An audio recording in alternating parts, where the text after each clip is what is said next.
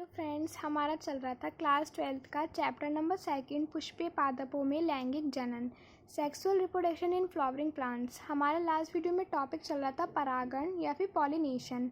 जो ये वीडियो देख रहा है उसको उससे पहले पॉलिनेशन की वीडियो देख लो, मैंने उसकी लिंक डिस्क्रिप्शन बॉक्स में डाल दी है, तभी आपको उसके लाभ और हानि समझ आएंगे। ठीक है, तो पहले हम पढ़ते हैं।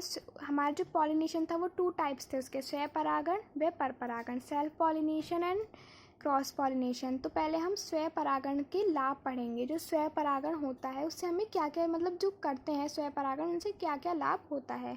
तो नंबर फर्स्ट पॉइंट है हमारा कि सेल्फ पॉलिनेशन से पादपों का शुद्ध वंश चलता है। अब इसका मतलब समझो कि शुद्ध वंश चलता है, मतलब जैसे फ्लावर, 1-2 फ्लावर में पॉलिनेशन हुआ, उनसे 2 फ्लावर बने, तो जो 2 फ्लावर बनेंगे उनमें किसी भी प्रकार की कोई भी डिजीज़ नहीं होगी, कोई भी बीमारी नहीं होगी, वो बिल्कुल शुद्ध होंगे, बिल्कुल फ्रेश होंगे। ठीक है, सेकंड नंबर पॉइंट है, हमें इसमें अधिक परागकणों की आवश्यकता नहीं पड़ती। जो सेल्फ पॉलिनेशन है वो मतलब उसी पुष्प पर हो जाता है या उसी प्लांट के किसी अन्य पुष्प पर हो जाता है, इसलिए हमें अधिक परागकणों की आवश्यकता भी नहीं पड़ती है। ठीक है, थर्ड पॉइंट है, इसमें पराग कणों के लिए दूसरे पौधों पर निर्भर नहीं रहना पड़ता।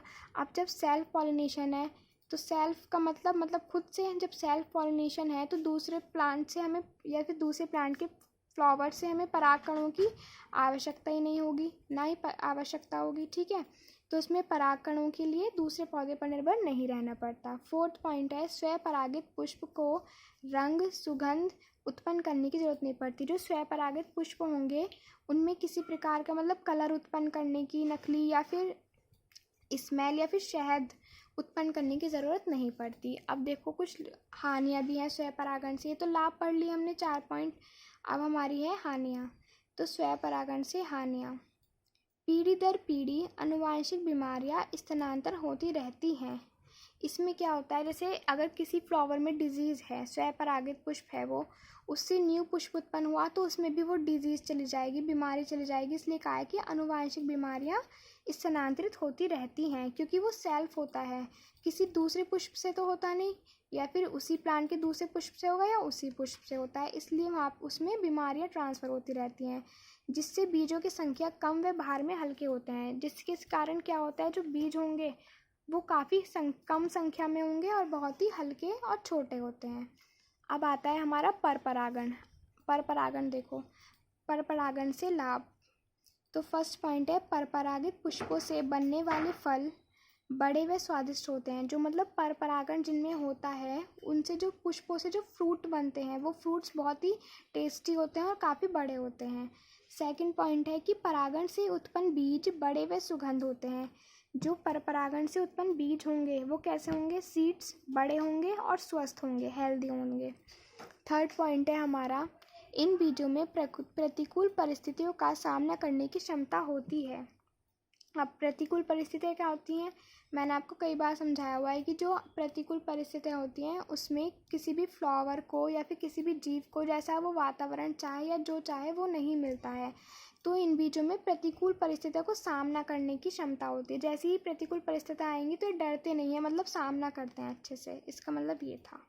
फोर्थ, परागण द्वारा पौधों की नई जातियाँ, और जो हमारा फोर्थ पॉइंट है कि परागण द्वारा पौधों की नई जातियाँ उत्पन्न होती हैं। जब परागण होगा तो उनसे पौधों की नई जातियाँ उत्पन्न होती हैं। ठीक है, अब हमारे परागण से हानियाँ।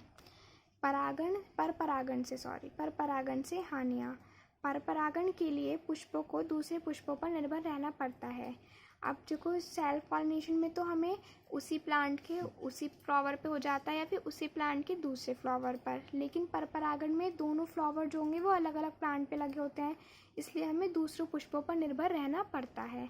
सेकंड पॉइंट है, पर परागण से अधिक ऊर्जा नष्ट होती है। अब एक फ्लावर से पॉलन ग्रेन जब दूसरे फ्लावर पे जाएगा तो ऊर्जा तो वेस्ट होगी, एनर्जी वेस्ट होगी, इसलिए लिखा है कि पर परागण से अधिक ऊर्जा नष्ट होती है। अब आने वाली वीडियोस में हम पढ़ेंगे जो हमारा परागण है उसकी विधियाँ। वीडियो पसंद आई हो तो लाइक कर देना। Thank you for watching.